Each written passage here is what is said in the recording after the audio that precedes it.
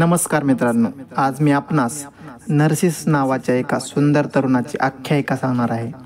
अतिशय देखण्या तरुण नर्सिससला तलावात पडणारं आपलं सुंदर प्रतिबिंब निहाळण्याचा छंद लागला होता. स्वतःच्या रूपाची इतकी विलक्षण मोहिनी त्याला पडली होती की एक दिवस स्वतःला पाहण्याच्या नादात तो तलावात पडून मृत्युमुखी पावला. ज्या ठिकाणी तो बुडाला त्या ठिकाणी कालांतराने एक फूल उमललं. त्या फुलाला सगळे नर्सिसस म्हणू लागले. परंतु हा त्या गोष्टीचा अंत नव्हता.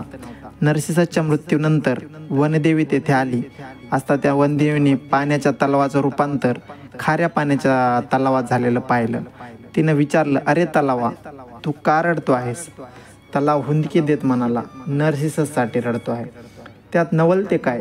आम्ही सर्व त्याच्या सौंदर्याकडे आकर्षित झालो होतो, परंतु तू सुदैवी होतास, कारण त्याच्या सौंदर्याचे अवलोकन तो एकटाच रोज जवळून करू शकत होतास. म्हणजे नर्सिसस सुंदर होता का? तलावाने आश्चर्याने विचारलं.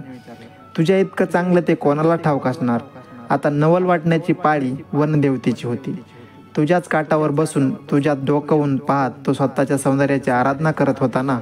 मग तुला माहीत नाही का की तो सुंदर होता? त्यावर तलाव कितीतरी वेळ गप्प राहिला.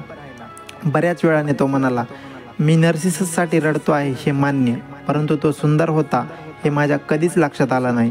प्रत्येक वेळेस माझ्या काठावर बसून तो माझ्या पाण्यात डोकावला की माझं सौंदर्य त्याच्या डोळ्यात प्रतिबिंबित झालेलं दिसायचं. ते दिसणं आता थांबलं, म्हणून मी रडतो आहे. तर मित्रांनो, या कथेचं तात्पर्य काय आहे तुम्ही मला कमेंटमध्ये सांगा आणि व्हिडिओ आवडला असल्यास लाईक करायला विसरू नका.